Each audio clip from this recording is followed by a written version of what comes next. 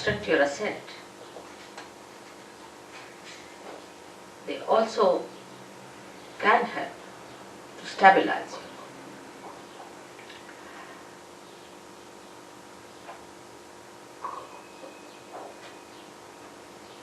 The conditioning comes to you from the matter with which we are dealing every day. When a human being sees a matter, he aggresses it. And he wants to use that matter for his own purpose. He changes the forms of the matter for his own purpose. He starts getting used to matter as comfort or as a help or a guide in life. The more you start depending on matter, the more your spontaneity is finished, because you are dealing with the dead.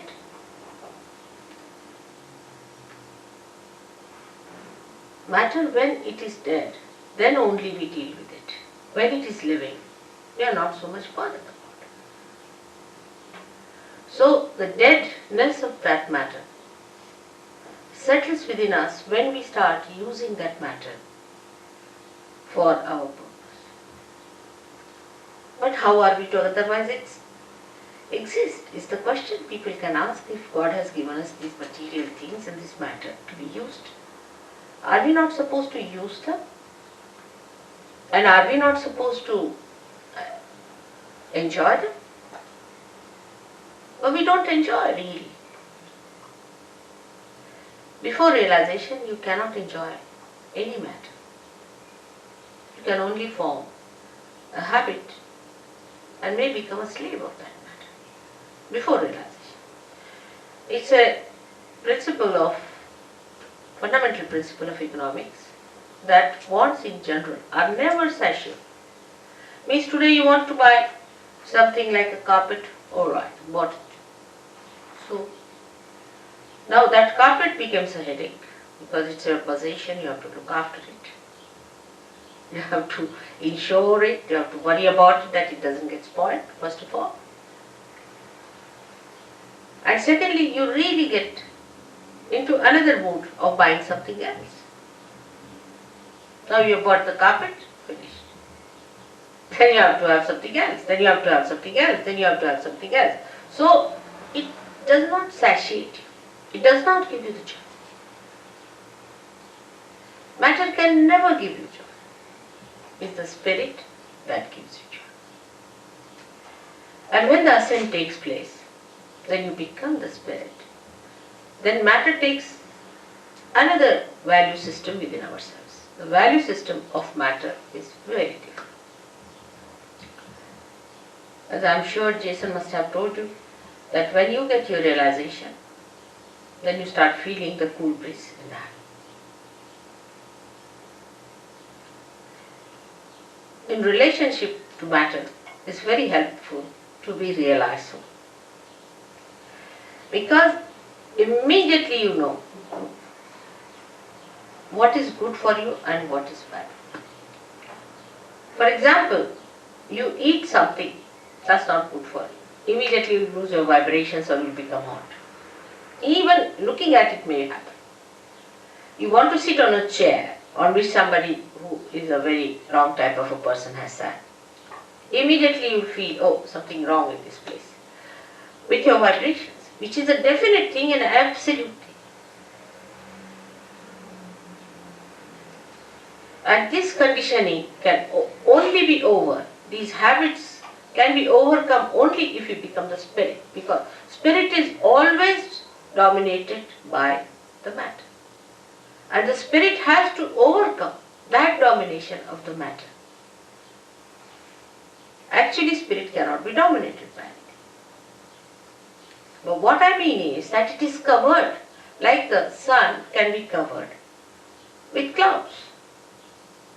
In the same way, all our domination, or we can say all our enslavement of the matter makes us dominate our spirit in the sense that we cover it up. The clouds are there. We can't see the spirit, we can't feel it. The spontaneity which is the beauty of the spirit we do not feel in a person.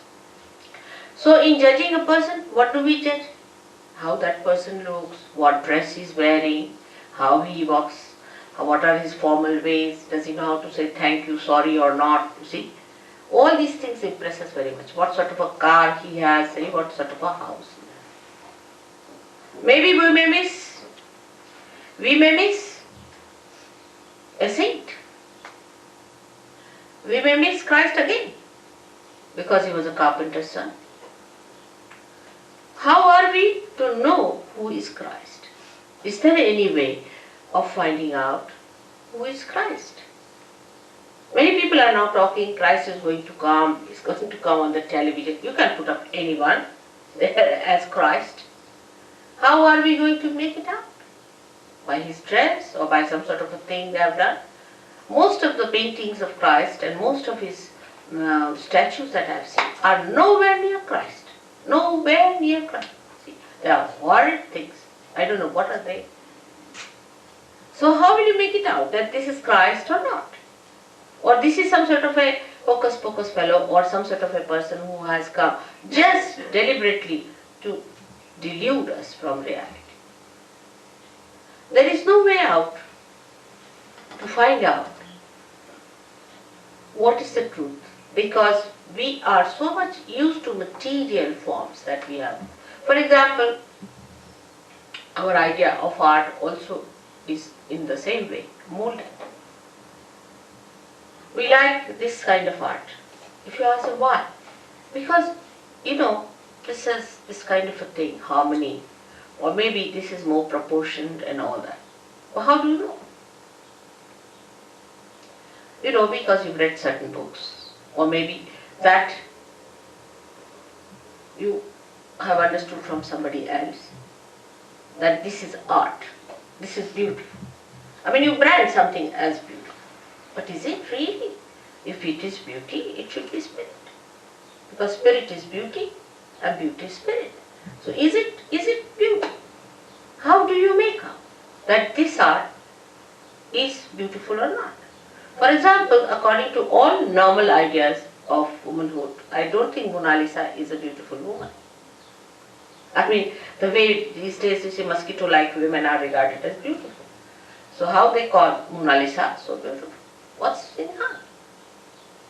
Thousands of people would be assembled to see that painting. Why? What is that? Only vibrations will tell you that it emits vibrations. It appeals to your spirit without your knowledge. You are not aware of it. It appeals to your spirit. That's why universally that painting is appreciated. But when this conditioning becomes collective, any such conditioning becomes collective, and you accept this is the form that is beauty, this is the form that is reality, this is the form that is spontaneity, then the confusion starts. The confusion starts at that point, when it becomes a collective thing. For example, I met some people or some gurus. When I asked them, what makes you think that your guru is truthful? What has he given? He said, because sitting in my chair I just start jumping by myself. I don't do it, but it happens, it's spontaneous. And in my presence, the way his body was moving was so horrifying. Anybody would have tremendous compassion and concern for such a person that you can't sit for 5 minutes. Excuse me, it wasn't spontaneous, it was nervousness. Yes, that's what I'm saying. But You're very wrong in what you talk. What? About everything. From where do you come? Up the road. That's it. Better go. Don't worry, I am. Look at that. She'll go to the pub now. Must try to understand the subtleties, you see. If you are confirmed with what, now supposing somebody started jumping in the thing, and he says, and she says it's 2 nerves. That means you are not in control of your nerves, isn't it? Don't you think so? You are not in control. You have not control. Spontaneity is a thing which is not a thing that makes you a slave. This is the point I am trying to bring. It doesn't, it makes you a master. Spontaneity must make you a master and not a slave of it. She must have come from TM because TM people jump like that. And they end up as epileptic people. I have cured so many of them. I don't know if someone has come from there. Even the head of their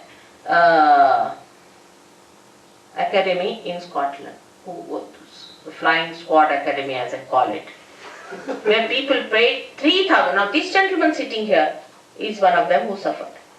When they suffer, then they know what it is. The other day we saw somebody with epilepsy of such frequency, the poor child, he was hardly 26 years of age, young man, supposed to enjoy his life, was going into such trauma you can't imagine. And if this is happening to somebody going to a guru, you paid for it, how can it be anywhere near spirit? This is what I am trying to tell you. That spirit gives you spontaneity in which you are the master. You are the master of yourself. Complete master. No enslavement of any kind. No habits formation coming. All habits drop out. You become so spontaneous that I don't have to tell you. You just drop out all habits. And you become a master of yourself. That should happen to you. Instead of that, if you indulge into things which enslave you, you may like it for a while because you can't help it. But if you really sit down, you will know that it's not the thing that you wanted. You wanted to be the master of yourself. Now here in this map, as is shown, we have two powers, left and right powers. The left power is the power that gives us conditioning. Left side, the subconscious, the collective subconscious. That gives us the conditioning. Now, if you try to deny all that, then the right side is even worse. It gives us action, but with action, we can become very ego-oriented. So, both ways, it can be troublesome. Supposing you say that, all right, I'll have no conditioning of any type, what's wrong in doing this, what's wrong in doing that? And if you just move with that idea, with that freedom, it will be abandonment, it may not be freedom. Because freedom must have wisdom behind it. So both the sides, the movements on both the sides are wrong. So what is alright in the center is not to get conditioned by anything and not to be ego-oriented. But how to do it is the problem. The problem is how to do it. To be spontaneous is to be absolutely free. Now I would consider these two powers as say a brake and an accelerator in a car. Now you use both the powers. You use the brake first, you use the accelerator, you try to control these two powers. But first of all, it is difficult to understand how you to use these powers. Gradually with practice you know how to drive the car, you become the good driver. After becoming the good driver, still you are not the master of the driver. But then you become the master. So today the master within us is the spirit. But before realization, we are not the master. Because the master has not come in our conscious mind. It is not expressing in our conscious mind, in the sense that we are not empowered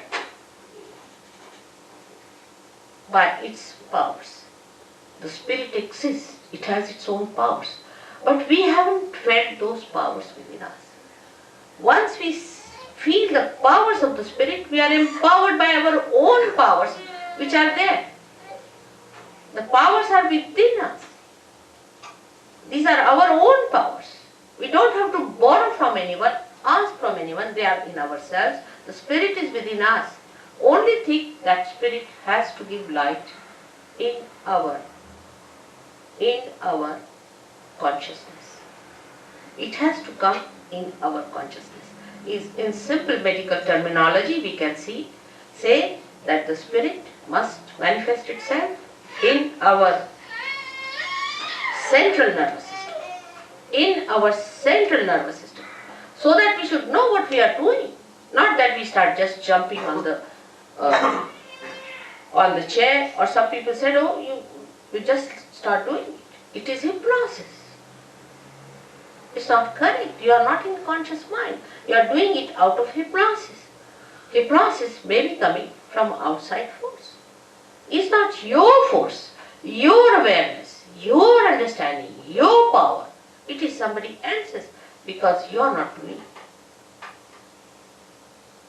As matter has a power to overpower us, in the same way, there are some material things, I should say, which are very dangerous, which are placed. For example, now cancer. Take cancer. Cancer overpowers. It's a very serious thing. Cancer overpowers you. You cannot overpower cancer. Take a very concrete example. Now, how is it caused? Doctors say this way, that way. Sahaja Yoga can cure cancer, definitely 100%. It can cure. It has cured. Many Sahaja Yogis have cured cancer. How? It's very simple. That you become master of yourself, and you master the disease also. You master everything. Because the master is within you. It has not come in your conscious mind. It's the only link is left. And when that happens, yoga takes place, union takes place. We should now completely keep ourselves limited to self-realization. About God, I'll tell you next time. Self-realization means to bring your spirit into your conscious mind. Now, how cancer is caused? Let's see here. What happened? It is caused by left-sided activity.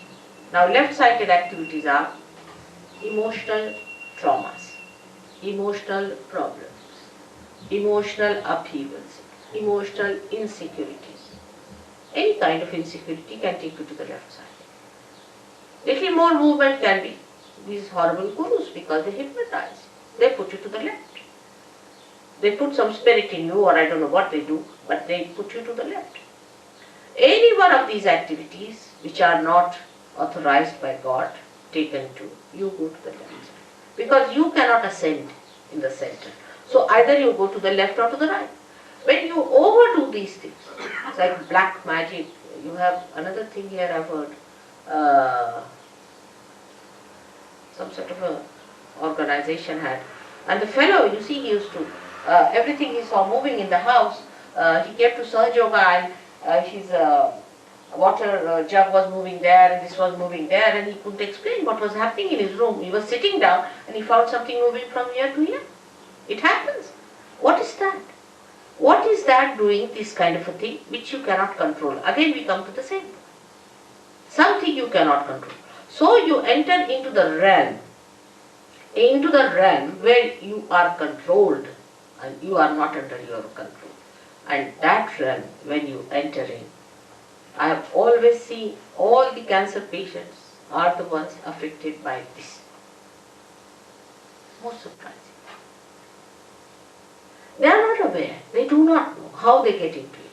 For a lady, supposing say she is suffering from an insecurity about her husband, or maybe something, or maybe she thinks that her husband may leave her any time, she loves him, whatever it is. Such a woman might get a breast cancer. Because the insecurity is set in one of the centers there, which you can see here, the center of the heart. Center heart, as we call it. Now, if this center goes out of order, if a woman feels insecure for anything whatsoever, she is capable, she is vulnerable to be attacked, and she can get into cancer. So we have to understand life in totality and not in one way. The total impact of life, the total effect of life, the total relationship with life must be understood. Now, no doctor knows this. Will he know?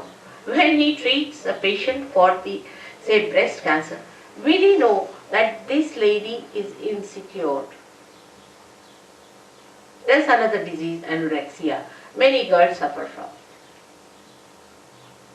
it. They don't just eat, they just give up eating. Now, you do not know why it happens. Doctors can't cure it. Nobody can cure it. What is the reason? The relationship of a girl, of a daughter with a father. Say father dies and the daughter doesn't see the father. Or in heart she loves her father but she doesn't express it.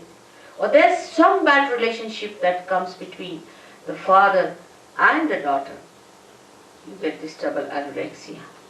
You'll be amazed. But it is impossible for doctors to get it. We have some doctors sitting here. It is impossible for any medical science to go near. Because they do not see a human being in its totality. It's a very delicate instrument God has created. The way we are harsh with others, the way we sometimes try to trouble others, try to make others feel insecure, or unfair, unjust, without our knowledge, we really give them a tremendous insecurity. And such insecurities can work out incurable diseases of which we are not aware. So to understand the totality, what should happen to us? We should achieve that state where we can see the totality. Like if I have to see now, for example, the whole of Brighton, what should I do? I should go on a plane and see it from that height. I can see the whole. In the same way, in your awareness, in your understanding, you should rise to that point from where you can see the whole. If you cannot see the whole, the partial vision, or we can say a little that you see, can create confusion, can create problems, and some of them could be of a very, very serious nature. Because as human beings, we do not know what are we. This is the greatest problem of human beings, that they say, I don't like it. Now which one is this I? Is that your spirit or is that your ego? What is the part that is not liking it? Or is it your conditioning because you are brought up in a particular way so you don't like this? Which part of you is not liking it? And you will be amazed that it is not your spirit. Because if spirit likes, how will you know? It's only through your vibrations. When you can feel the vibrations, then only you will say, yes, my spirit likes it, because the vibrations are emitted. So we are still in a transition state as human beings. We have not achieved that state which is called as the state of self-realization, where you become the spirit. The becoming is the point.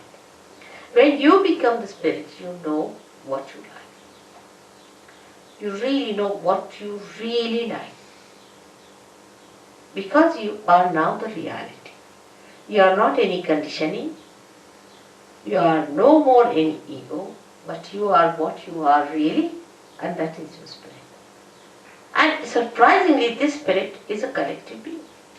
It's no artificial collectivity within us. That also, all right, we belong to all Brighton, so we are one, or we belong to one street, so we are one. It's not like that. But it's something that you are, absolutely, you are a collective being. And you start feeling that collectivity within you, with these different centers working it out. And you can feel it, others. You can feel others on your fingertips, can you believe? In the Bible it's written that your hands will speak. The description of these days is that your hands will speak. Why not people go and find out what does it happen? How can your hands speak? This is what happens, that on your fingertips you start feeling and understanding what is reality, what is beauty, what is joy, what is love. This is the left side which we get, and ultimately with these left side problems we get physical pains. It's very painful to have left sided problems. It's very, very painful. The pain cannot be explained, no one can understand, nobody can cure it, you can't tell anyone, and people think that you are fussing, they give you psychological treatments, You just don't understand why this pain is within you. And this pain comes to you from left side, the subconscious. Beyond the subconscious is the collective subconscious. And this collective subconscious is the one where whatever is created from the beginning up to today in the creation is within. And once you go to the subconscious, you just get lost there. You are so overpowered by this power of subconscious that it is beyond you to understand it, beyond you to get out of it, and beyond you to not to succumb to it. And it goes on increasing. Like I asked some people, why did you go on doing it? When you knew that you were not doing it, somebody else was doing it, still why did you continue to do it? They said, Mother, we were under a blanket. It was darkness. We didn't know where we were moving. And we were just going on and on and on. And as I told you last time, feeling guilty is the biggest blockade. It's the biggest blockade. Because once you start feeling guilty, that the center on the left gets blocked and it's very difficult. And you don't know why you are feeling guilty. All the time you are feeling guilty, but you don't know why you are feeling guilty. Why these ideas of guilt are coming to you. That this feeling of guilt keeps you away from joy, from enjoying anything, from being spontaneous. Why? And this explains why we sometimes are miserable for nothing at all. Actually, God has not created us to be miserable.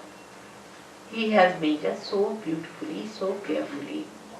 He has created us with such love and compassion not to make us feel miserable, not for anything. He doesn't give us any diseases, no problems. But we have done these things to ourselves by going to extremes on the left or the right. As I am today talking about only on the left, I would say that to feel miserable for nothing at all is also wrong, is being unjust to yourself. The people who are left-sided must know that they are the spirit, that they are that beauty which has to come, which has to express itself, that they are not the people who have to suffer all the time and to live like miserable people. They are not. But because they take so much upon themselves, bear so much upon themselves, they become like that. And to avoid that bearing up, they may take to some other habits. You see, many people take to alcohol also for reason because they can't bear the pangs of life. They can't bear. That's why they take to it. But once the spirit is awakened within you, you become so strong. You become so joyous, so spontaneous that all these things drop on. All those things, so-called diseases, so-called habits, just drop on. And you become a new blooming personality.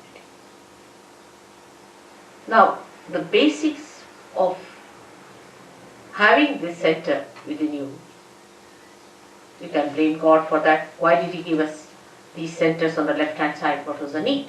He should not have given us these left-sided ones, so we would have been just in the center to go. But the trouble is, the human beings have to know in their own freedom how to deal with themselves. They have to learn little hard way, the wisdom. They have to know by going to extremes, we have suffered. They have to realize it. Because if they have to become truly, absolutely free,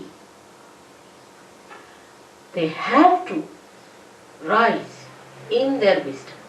If they are not wise people, then they cannot enter into the kingdom of God because they will be abandoned people. Say, people who are abandoned, who don't understand any laws and regulations, if you get them in England, we have to put them in jail. In the same way, human beings who have not got that wisdom within themselves, through sufferings only one learns, but we should not ask for suffering. When we ask for sufferings, we are asking actually for mistakes to begin with. How will you suffer if you do not commit mistakes? So when we ask for sufferings, we are committing mistakes. So what we should ask for is nothing but our spirit. And if you ask for your spirit, it is your own, and you have to get it.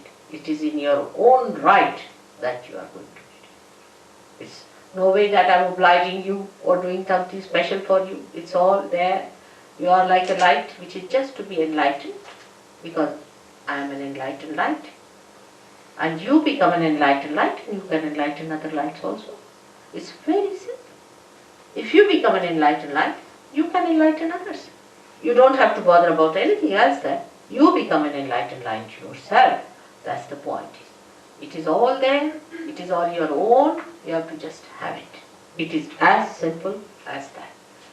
There is nothing very complicated as these people make it, or anything that these philosophers have put before you. Nothing of the kind. It's very simple. It is within you. It is spontaneous. It is a living process. As in living process you have become human beings, you are going to become superhuman beings. It's absolutely spontaneous. You can't pay for it. How can you pay? I mean, an absurdity. If it is a living process, how can you pay? How much do you pay to the tree to grow up? I mean, in anything living, do we pay anything? How much do we pay our nose to breathe? Can we pay for it? It's absurd. It's ridiculous. The way we pay for it, we cannot. It's a living process. You have to become, an egg has to become a chick. Now, how much do you pay to an egg to become a chick? Or how much does an egg pay to the mother for becoming a chicken? It's that ridiculous. But we never understand that living things are so spontaneous. We never see living things. We live with matter, with the dead, not with the living things. If you start watching a tree, you start watching a flower, how it becomes a fruit. You can't even watch because it's done so slowly. You can't even watch a flower becoming a fruit. Suddenly you find all coming up. Like when I came to London from India, I found all the trees were bare. Absolutely like dry sticks. Absolutely like dry sticks. Within a week, what I find is the green coming. And within the second week, it was all lush. Can't believe it. We never even notice. We take it for granted. It's happening. How does it happen? It's a miraculous thing. If you see it is miraculous, how these flowers, for example, the particular flowers are only on a particular tree, another are on another tree. How does it happen? Who chooses them? Who puts them in proper shape? Who organizes all that? And this is what one has to realize. And that is the all-pervading power of God that does all the living work. And once you become that, the spirit, then this power starts flowing through. You feel the power through you, as Christ was touched and he said some power has gone to someone. Like that. You just become a medium of that power flowing. But you are empowered to maneuver it, to manage it, to understand it. You know completely about it. You know how to give it. You know how to work it out. You know how to cure others, cure yourself. You know the complete working of your machinery. Apart from that, you get the power to overcome all the problems of your own machinery also. It's so fantastic. The whole thing sounds very fantastic because we have never seen this before. But to us it doesn't sound fantastic when we see all these flowers suddenly turning into fruits. It doesn't sound. But we see human beings turning into fruits. Then it sounds very fantastic. How can that be? It has never happened before. Only one person would get realization, and it was such a difficult thing and nobody got it. How is it today? I say it is the blossom time which is being promised, which is being already prophesied. Even a great poet in your country, William Blake, has prophesied it. He said these times will come when men of God will become prophets. And these prophets will have power to make other prophets. I mean, nobody could be more precise than Blake, I tell you. He was so great to say this will happen. And this is what we have to expect when we go to anybody for seeking. Have we become prophets? And what is a prophet? Prophet is a person who is a collective being and who knows all about it, who is the master. We call prophet a master. And that's what you have to become, the master. And that mastery is very simple because it's all built within you. Just it has to be connected. Like anything like a television set is to be connected to the mains. It's all built in, it's there. It just starts working. In the same way, you are that. You are that. Just it is to be connected. Whatever may be your caste, community, race, nationality, shapes, heights, anything, whatever it may be, makes no difference because all of you have got this great thing within you, this power of a rebirth. And you are to be born again and you will be born again. Why not today? There's nothing to get angry because people get angry sometimes because they don't like anybody telling them about something of which they themselves are feeling bad. They don't like it. For example, if there's a drunkard and he drinks too much, he's an alcoholic, he doesn't like it and he feels bad, and if somebody tells him, even in the most gentlest way, that you better give up drinking, he doesn't like it. But what I am saying is not that you should not do it. I said it will happen that it just drops out. I don't say you don't do this or don't do that, but it just happens. And you must first understand what is the problem and how the problem is overcome. That's why I have to talk. Otherwise there's no need to talk about it also. It just works out. It just works out because you are just ready to have it and you just get it. I don't do anything. I'm just a catalyst, I should say, that it works out. I hope you'll ask me some questions about it first before we go in for any realization. If you have any questions, please ask. You must ask.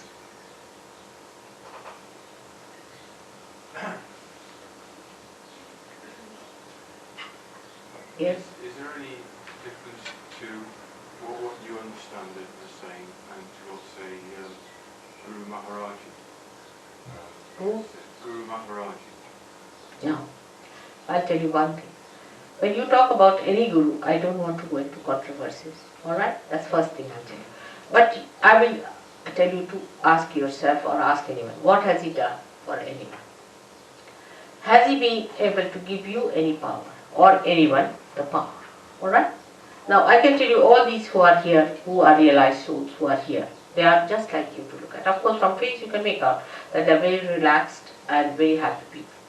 But they can cure people, they can give realization to people, they understand everything that is wrong with you and with themselves also. So what has he done to your awareness? Nothing. Now, his disciples, what have they achieved? You ask them, where is the kundalini of this person? What is the problem of this lady? Or what is weighing upon her mind? They won't be able to say. If you cannot even make out what's wrong with another person or with yourself, how are you going to help? All such people, what do they do? Let us see. Simple thing is that they can't mesmerize. You may feel happy for a while, just like drinking. If you drink, you feel happy. But by drinking, what have you achieved? Have you become master?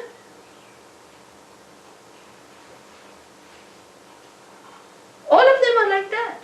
You see, and this gentleman is so obviously, because he asked for Rolls Royce. What is a Rolls Royce for a prophet? What does it matter? You see, my point is, this is so obvious, this is so logically obvious. First of all, anybody who takes money from you is a parasite. Simple as that. And to ask for Rolls Royce, of all the things, you see, you have got Christ. You can see from Christ's life. Will you care for your Rolls Royces? To such a person, he's a king. He doesn't bother. Whether he has a Rolls Royce or not, whether he sleeps on the ground or not, it makes no difference. Such a person doesn't care for anything. Because he is in comfort. He's got his own comfort. He is a man of self-respect. Do you think really ask for anything whatsoever? It's so obvious. For you people it is so obvious, but when I talk to some people of this guru, the particular one you are telling me, they said, Mother, we give him the metal and he gives us the spirit. Can there be an exchange? Can you purchase your spirit? Use your logic.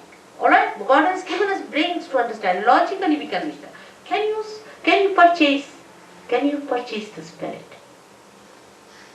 Isn't it so simple? We can't pay for it, my child. We cannot. If you want to give me a flower, alright, it's just an expression of your love, and that's all. But you can't purchase me. You can't. Your love can purchase me, alright, that's different. But you can't purchase me with metal and money. Then what is a Rolls Royce? I mean, I don't understand. What are all these crowns and things? What are they good for? They don't give you joy. Go and ask the people who wear the crowns. Yes, the other day I was with a statue, poor thing. She was so miserable. Yes, she was. I tried to sort of put her down, her vibrations. She was very miserable. We were just across the table talking to each other. And what I was doing was to balance her, poor thing. She's very upset. So you must understand, you are two simple people. You are seekers of ancient times. You are not seekers of today, you are seekers of ancient times. And this time has been promised to you before also.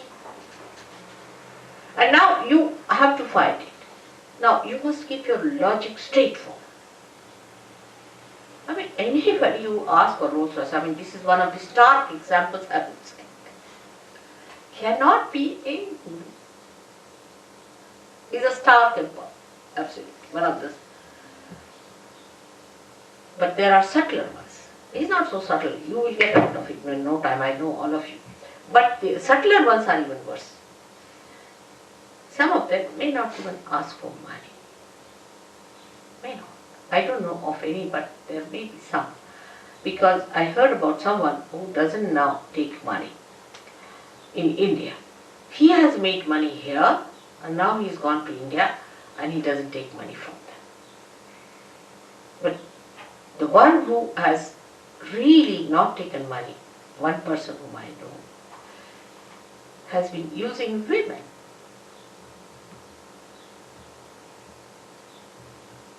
He's not interested in money part. He's using money. You are with. You see, so this is what it is. You must understand.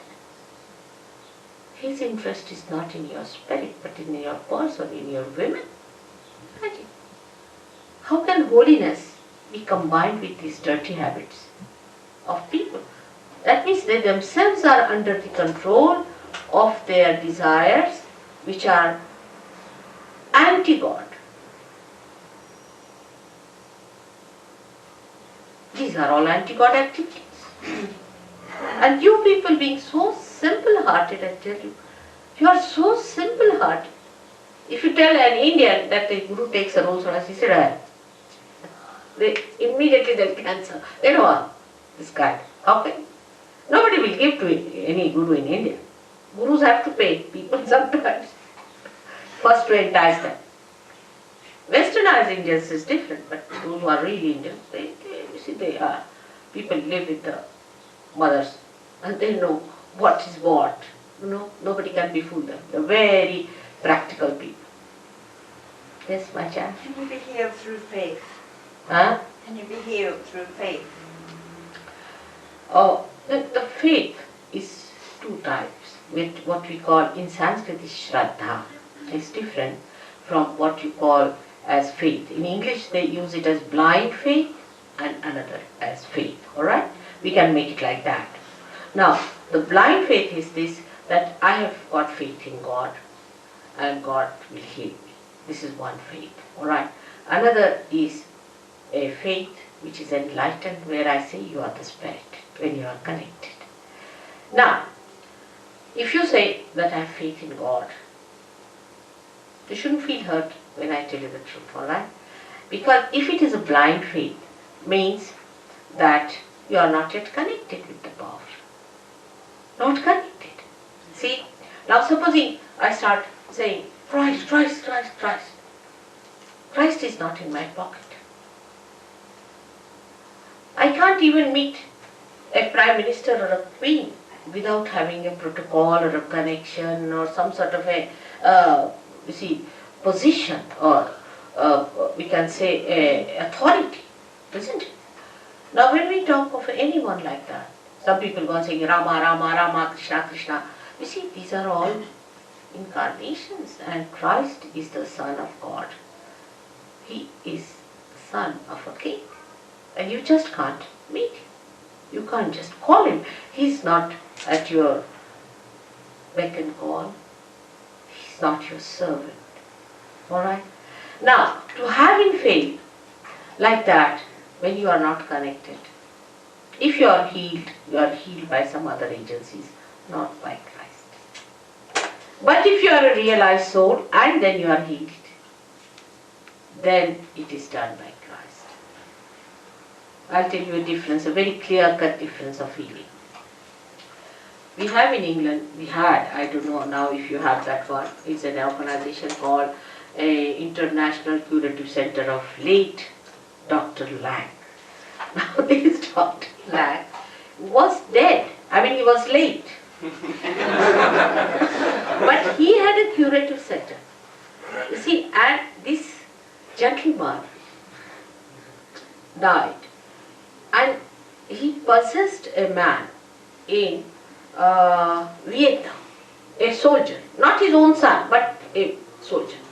Now this soldier was told by this fellow, I mean they are very honest people, being English they are honest and they tell the truth. You see, they don't say that we do it through God or anything. So he told that there are many doctors, I hope the doctors won't mind, who have died and who were very ambitious, are still wanting to cure people. And he should go back to my son and tell him all the story that I have come in you, and my son will believe.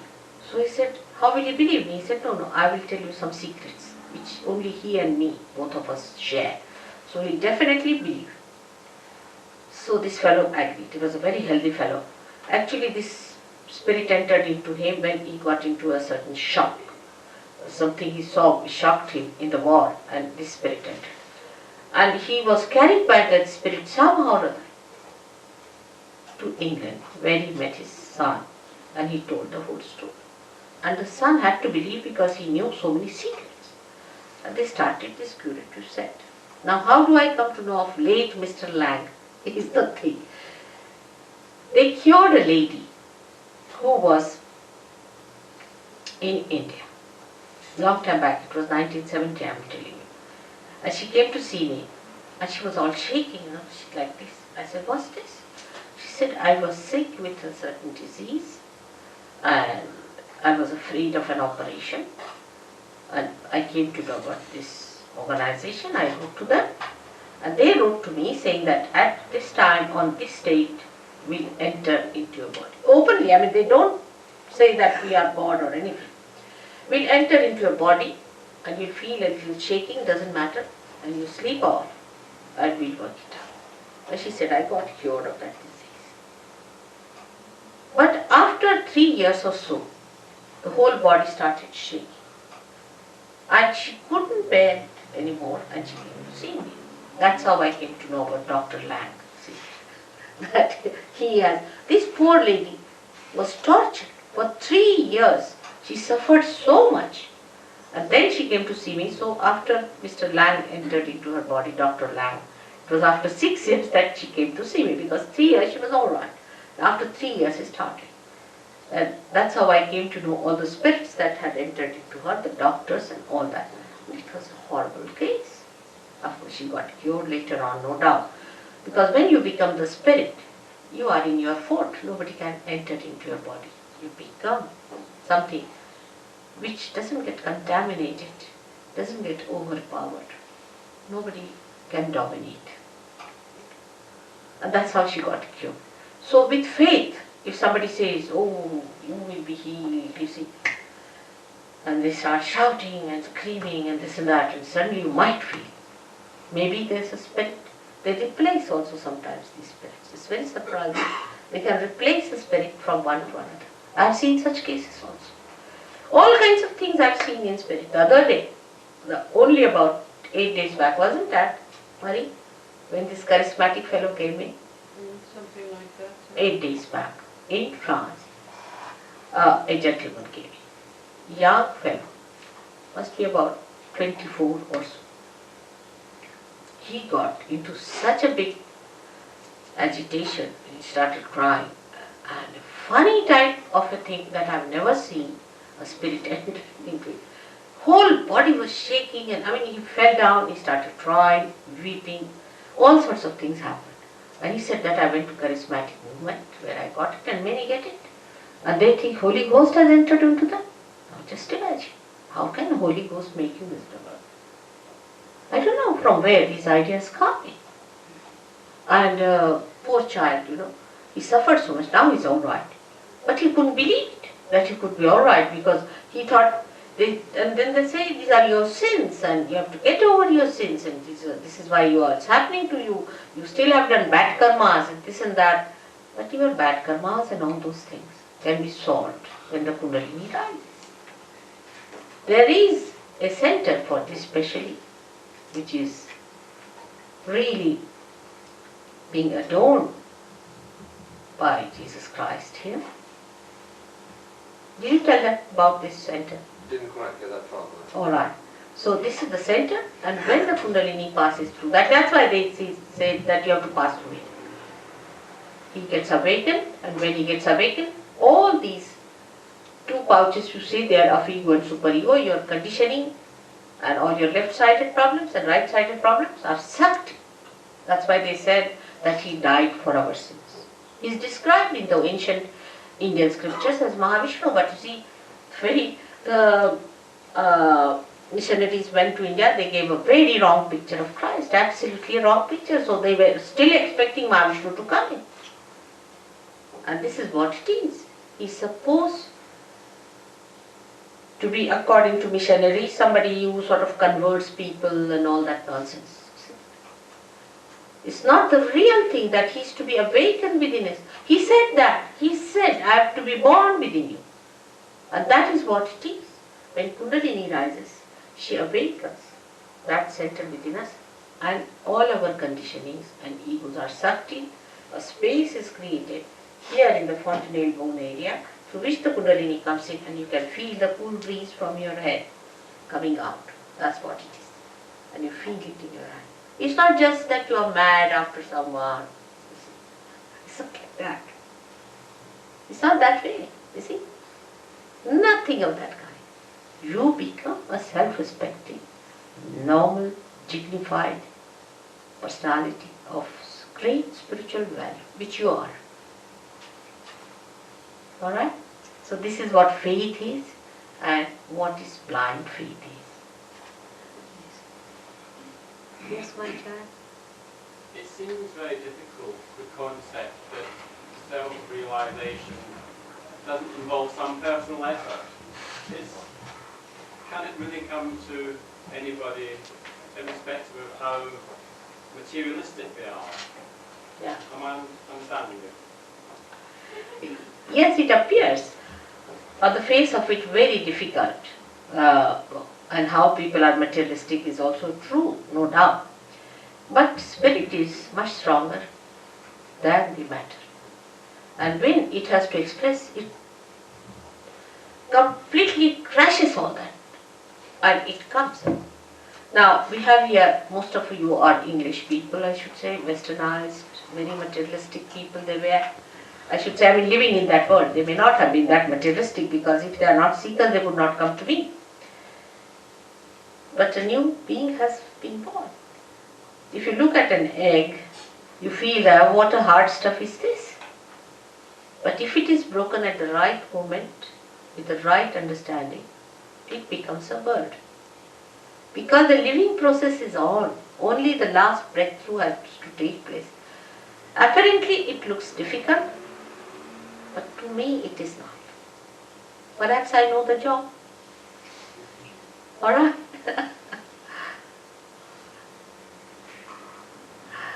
Yes, it looks, people have said all kinds of things about Kundalini also. I must say, some books I have seen have horrified. You see, if you don't know the job, everything, supposing somebody doesn't know how to drive a car, you see, and he gets into the car, the way he described it would be horrifying. You'd never get near a car, isn't it? It's like that. The one who is not authorized and who does not know the job should not do it.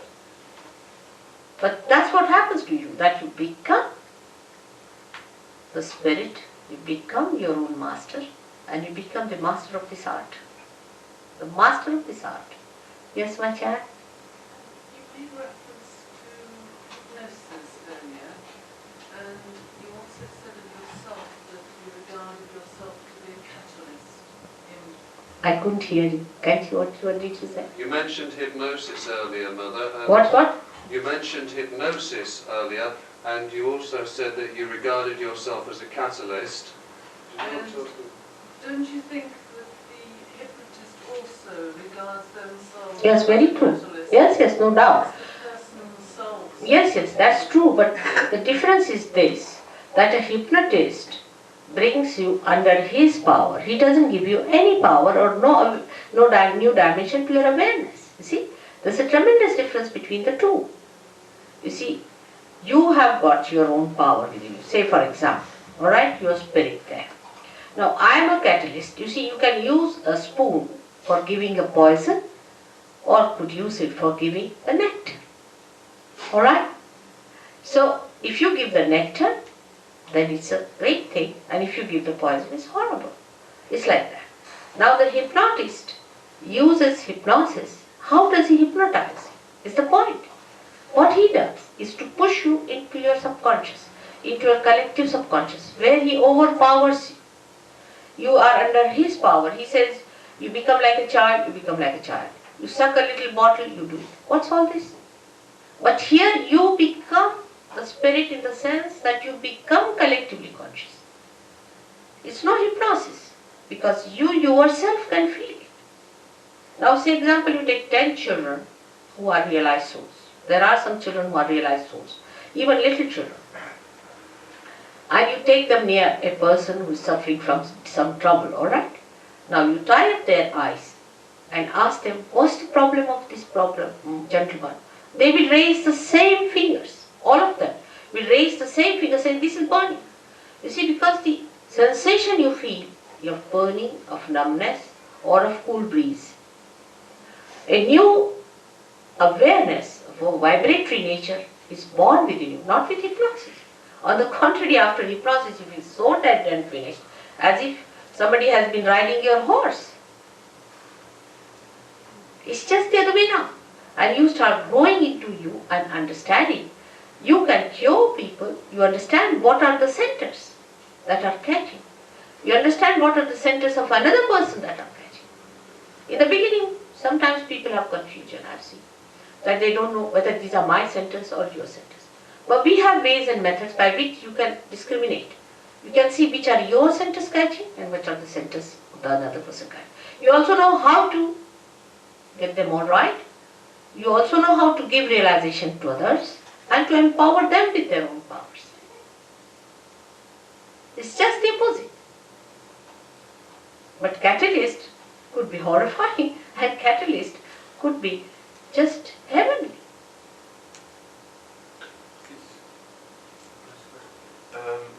Is it something that a person can self-realise themselves through their own efforts entirely? With their own effort? Yeah, or is it necessary? Oh, I don't think it's possible. You see, because like a light which is enlightened can only enlighten another light. But what I'm saying, that even supposing, like Buddha, you see, he got his realization when he was absolutely tired and he had to have it. Of course, the Holy Ghost did that. He could not have done it on him. But he got the realization there because it was a different circumstance which he had to live. He didn't have to talk about God. He didn't have to talk about the whole thing. Because people were so much engaged in talking of big things like God and about all kind of deities, this, that. There was a big confusion. And somebody was to be realized at that time who would just localize it and say only self-realization. Don't talk of God or anything, forget it. That's why he got a realization like that. But you cannot get to realization just like that. Only position you can get. You cannot. Somebody who is an enlightened soul, such an enlightened soul doesn't take money from you. Normally, you see, people don't want to give a realization. 99% those who are really realized, they'll throw stones at you, they won't have anything to do because their experiences of human beings are horrifying. If you go and talk to them, they'll tell me, they've told me that wait for 12 years, see mother, they will all finish you off, they'll kill you, they'll do this. It's very venturesome to deal with human beings because they'll be very egoistical and they will never accept. But if you take like this, like somebody who knows is a head, isn't it? And realization is not possible. It's not possible to be done by yourself. It's not possible. Because if say a candle which is not enlightened wants to get itself enlightened, the light has to be brought. It's so simple as that. But one should not feel bad about it actually. Say I don't know how to drive, somebody drove me down here, I didn't feel bad that he had to drive me down, did I? And I only know one job, I don't know many jobs I don't know how to operate bank, I don't know how to write a check, I'm hopeless in many things. I don't know how to open a can maybe, but I know how to open the kundalini. Alright, so if I know one job, why should you mind? After all, we depend on each other for everything, isn't it? So why not? If I know the job, what's the harm? And you will know too. You will know too. But it cannot be done by yourself. But actually in this, you are not obliged for anything. I just do it because I love it. It just happens. I don't do anyway. I'm just flowing. I don't know how it happens. Just it's flowing.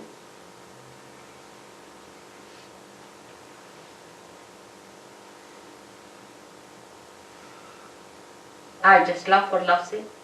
Just, we can't believe such a person can exist. But I do really, I am like that. Sometimes you might even, some of the surgeons do feel that I'm too compassionate. And that I should be rather strict with people and things like that. So they come and tell me some wisdom about it.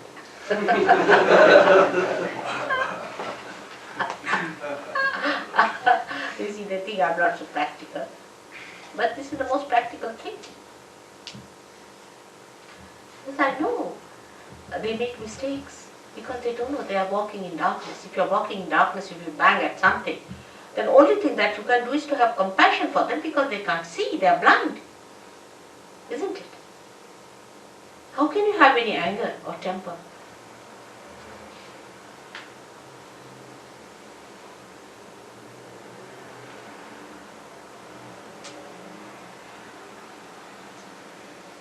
And moreover, I would request you not to have any misidentifications with anyone whatsoever. You have to get to your spirit. That's the main thing. If you still think of somebody, see, like the lady, I don't know, somebody might have sent her here. Maybe, I don't know why she got angry. I didn't say anything to hurt her. Maybe she's possessed. I don't know why she got angry. But she just got up and just walked off saying that you are telling everything lies. Why should I tell you lies? I don't have to get anything out of it. But why it happens? Because she's not sensitive. She's not sensitive to divinity. She doesn't understand who's divine, who's... I don't blame her. She hasn't got the sensitivity. It's a caliber. I've seen Sahaja Yogis now of different varieties have come to me. Some of them are of such a caliber you can't imagine. They get into realization, they know what it is, they have the pattern just like a diamond, they get it and they get it. They're tremendous people. There are some who slog behind. Some of them who get realization, but still they've gone down to all kinds. Doesn't matter. I love all of them. Yes, my child. Supposing we did pretty awful things in this life, like What's it? supposing before realization that we got really bad things, some which was like supposing we were just really nasty He's a Sahaja Yogi. In the process. Huh? So what is he talking now? Well, I'm just saying, with the effects of our karma, would it go away, or would we still get it, and also our realization? What did he say, Ray? He's saying, Mother, if before realisation we were such a horrible person that we gave cancer to everybody we met, or something like this, after realisation, does the effects of that get taken away, or what happens? Yeah. I know so many things have happened. We had somebody in Brighton, you remember, he's here now, I think, who was drunk when he came in. He was very angry with me also to begin with. He said, how can I get rid of this stuff? I can't believe you and all that. And he's all right, perfectly all right. His change is so beautiful, you can't. Is he there? Yes, ma'am. And we got this.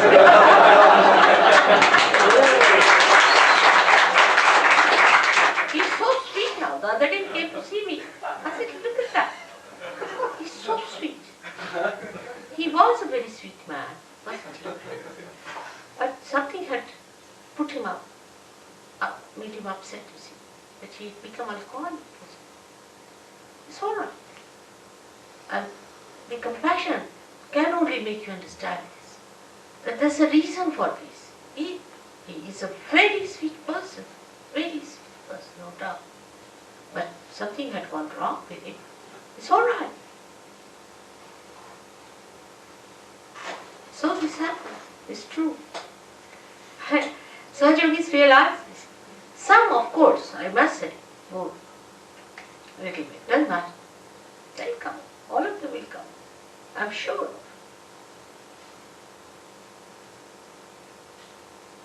Everyone is made for it. Actually, the divine is anxious to give you realization. Much more anxious than you are. If there were 1,000 people today, I would have given them realization better. But very few people take to reality. You see now, that Guru Maharaj Ji, thousands are like mad after him, isn't it? But he's given nothing to them, poor things. But for reality, there are very few. Like the other day, somebody asked me a question, Mother, why don't you do it to everyone? I said, where are the everyone? They're busy. Where are they? In this Brighton, how many there are? How many are here? Alright? That's the problem. It takes time for people to love reality. It takes time. It's such a beautiful thing. And even they get realized, then they drop out, you see. But, oh, I'm all right now, I'm all right. After 1 year, they'll appear. That's not the way. You have to master this art. Absolutely master it. It is all free. Absolutely free. Now, they are all sitting down here, they can say that. Will you talk a bit more about self-realization and what's necessary to enhance that? Yes. I will be in my next lecture, one by one. Now I'm talking of the left side, the right side, and then the center, and then also, of course, about the spelling. Definitely, 100 times. That's what I have to do. But gradually I have to build you up. Alright? I will, definitely. You won't believe. I think I've given 500 lectures already in London, at least. And it doesn't end. Every time they say, last time I spoke, they said, Mother, it was absolutely a new dimension you talked about. I don't know. Gary told me first time he touched his vibration so much with my lecture, I don't know what I touched him so much. Yes, it's surprising. He's from Australia. Australians, doing well. Very fast work. So, all the questions are over now. Should we have it? What of karma? Huh? What are they called karma? Karmas. Yeah. Karmas are when you do any work or anything with your right side action, then the effects of that accumulate within you as an ego because you think you are doing it. Actually, we don't do anything substantial. What we do is a dead work. Like as I said, we make a chair out of a dead tree. That's all we do. What work we do is an idea we have. We are doing work. What work are we doing? Can you convert this into a fruit? We can't even put fragrance into it. So this myth, you see, works as ego within us, as shown here, which I will be speaking tomorrow about, alright? And this is what is that we think we are doing this work, that work, and this ego thinks that if we have done bad work or good work, we have to suffer. You see, a tiger doesn't feel that way. If tiger has to eat, it must kill. It kills the animal, eats it, finished. It doesn't sit down and sulk, oh God, I should not have done that. I should become vegetarian. It doesn't accumulate any karmas in it, alright? But we human beings do. Why? Because we are closed. We are closed. See here, we are closed. They are open. Whatever they do, they are not bothered. But we are bothered about what we do because we think we do. And when, as I said, the center is opened out, he sucks our karmas. And the so-called karmas are nothing but sins, you see. In a biblical language, we can call it a sin, you see. And they are all sucked by this powerful deity of Christ awakened within us. And you get beyond it because it is the ego that does the karma. When your ego is finished, what are the karmas? They are finished too.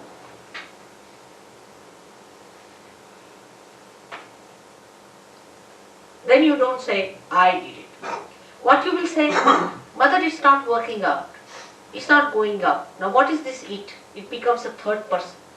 It's flowing. The vibration is not coming. You see, you don't say, I am doing this realization. I am raising the Kundalini. They don't say so.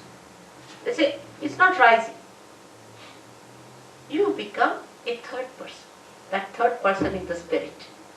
Where you do not say that I should do it. Even if it's your son, you say, Mother, it's better that he gets realization. Alright, you see, try. No, it doesn't work out. Alright, then should I give a certificate? He said, how can you give certificate, Father? How can the Kundalini have not risen? Everyone knows. You see, it's whether it's your father, mother, sister, anyone. If they are not realized, they know they are not realized, so what? They just know. And this granddaughter of mine, who's here now, she's a born realized, and she was hardly about 5 years of age, I think, when they went to Ladakh. And there was one Lama sitting with his shaved head and all that way. And everybody was touching his feet. And the parents also not realized, my daughter not realized, so she also touched his feet. She couldn't bear it anymore now. It was too much for her. So he was sitting in a higher hillock. She went, put her hands back and looked at him. She turned. He said, what do you mean by asking everybody to touch your feet? You're not even a realized soul. By wearing this dress of yours and shaving your head, you think you can ask people to touch your feet? Little child of 5 years. Yes, they understand. We had once a program in India when they invited me as a chief guest, and for this Raman Maharshi, who was a realized soul. And one gentleman from Ramakrishna Ashram, the head of that, was sitting with his big orange robe, see, sitting there. And my another granddaughter, she was sitting in the front row. She couldn't bear him anymore, so she shouted from there, Mother, the one who is wearing a maxi there, grandmother, please ask him to get out, he's giving heat to all of us. There were many Sahaja Yogis who are feeling the heat for the fellow, and he thinks he's a very big spiritual man. So she just stood up, she said, ask him to go, he's wearing a maxi. She didn't understand it was a robe or thing. Even children know who are realized soul and who are not, if they are born realized. There are many children who are born realized these days. The time of judgment, this is the time of judgment. Of course, about this I'll tell you later.